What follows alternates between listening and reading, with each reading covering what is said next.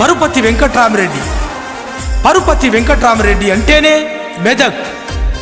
ప్రజాసేవలో మిన్నగా పేద ప్రజలందరికీ అండగా ఎన్నెన్నో సేవలందించిన మెదకు మట్టిని ముద్దాడిన మన మట్టి బిడ్డను ఈ పార్లమెంటు ఎన్నికల్లో అత్యంత భారీ మెజార్టీతో గెలిపించి బీఆర్ఎస్ అడ్డా ఈ మెదకు గడ్డ అని మరోసారి నిరూపించుకుందాం.